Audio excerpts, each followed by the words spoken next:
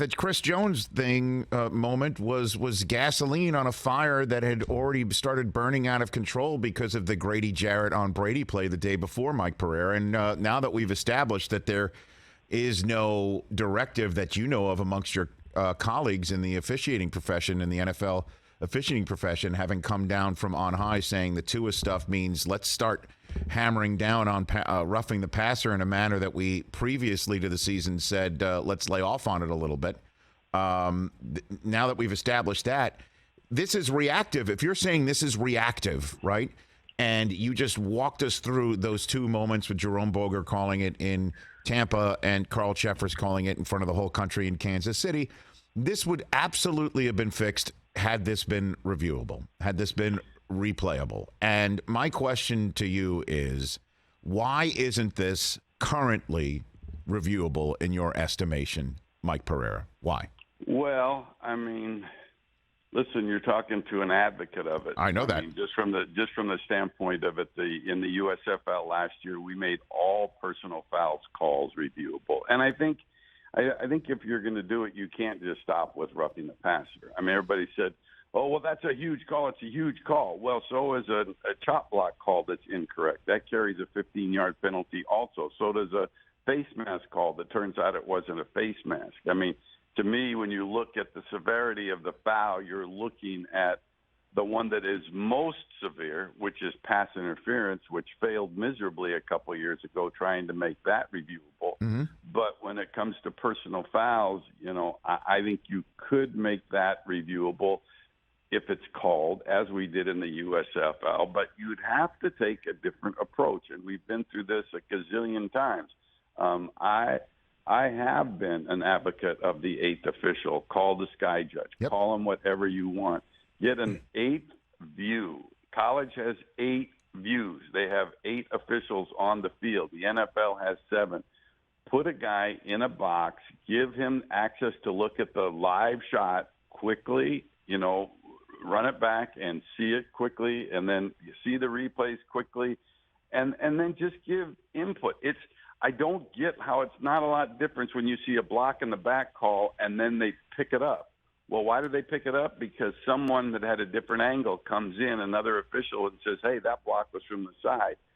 I mean, that's the next huge step, I think, if you're going to do something, and then give that person the wherewithal to change these 2 calls that were made. So what's I totally agree with you, Mike. You and I are lockstep on this. What is the resistance to it? What is it? Well, I think the resistance to it is just the fact that the competition committee just feels like that's too much. That it's that they want the game played on the field, which it really isn't now, anyways. When it comes to instant replay, decisions are basically made in New York. Right.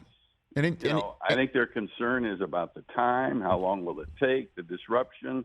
I mean, I just would like them to take a look at the spring leagues and say, okay, how did it work? For example, in the USFL, in the semifinals game, we had a roughing the passer called on an interception that was an 80-yard interception, took away an 80-yard interception. It wasn't roughing the passer. It was kind of one of those where body weight, but it was to the side. He didn't land on top of him. And so, seamlessly, we just from the replay center just said it's not a foul, took it off, away we went, and it had a huge impact in the outcome of the game. It can be done, but I would like to think that they do it using a crew of 8 officials and not replay. And but we'll see. It will get discussion every year, but it usually falls flat on its face before anybody even tries it, for example, which you could in the preseason. I mean, we've said we're heading that direction anyways, right? We already let the replay official make expedited reviews.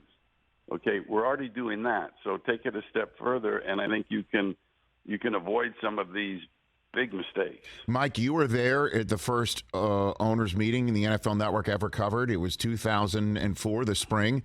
It was at the Breakers Hotel in Florida. That was where instant replay became permanent. You were in that room, and I remember Charlie Casserly was on the competition committee, told the owners, look, everybody's got it at home. Everybody sees it at home. We should use it here. And of course, I think Mike Brown voted against it, and Al Davis abstained, and off you went, and became permanent. Right now, we have it. It's the same thing here, and we're seeing it in the game for whether the ball was spotted properly. We're seeing it in the game about whether something's a fumble or not. We're seeing it in the game to try and save challenges for coaches. Right now, we're seeing it with Hawkeye. We're seeing it. Why can't this be folded in once the season's over? I get it, right? Because they're never going to do something in the middle of the season if somebody does have an epiphany on this, right? That won't happen. Right. All right. So, listen, we are lockstep in this, and it could happen if they wanted it to happen. But here's another thing. It hits its fever pitch when something like this happens in week 5, okay? Now, I've always said this. Whether people say now in week 5, will they change it? Will they change this in the offseason? Trust me, when it actually gets to the first competition committee meeting, which is going to be toward the end of February, it's going to be a distant memory. It's not even going to be anything that anybody's talking about. Unless it happens in a championship game or the Super Bowl, you might as well deal with it now before it happens in the biggest game possible. That's it. I mean, that's it. It won't be a topic of discussion unless it does. That will be the time. We said that about overtime, and overtime has changed over time. But we just have to. I just have to wonder in my mind, with this happening in week 5, if it really becomes even a discussion point at the end of February. Well, there's a way to fix that too, Mike. There's another way to fix that too. It's a Rich Eisen campaign. Yes, Mike. Yes. Put me on the competition committee. Put me on the competition committee. I will show up in Florida with a videotape or whatever manner in which they want it to be shown, a link or whatever, and a blowtorch. I will show it with both of those things, and we won't lose the intensity, to use the phrase of Michael Irvin. I will not lose the intensity because this is something that needs to change. We can see it, and it's refs helping refs. Hey, Carl, he didn't, put his full body weight on him. He couldn't have because he had the football. Hey, Jerome, he just put him from his right hip to his left hip. Pick up the flag. It takes 45 seconds. The officials just all huddle up together, make it look like they're talking to each other, even though they're talking in New York City, and let's go.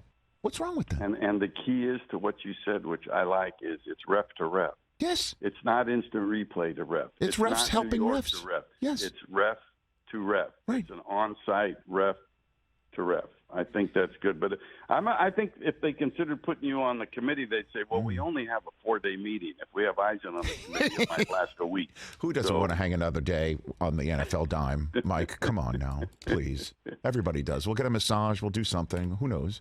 We'll figure it out. I like it. Go to the spa, so.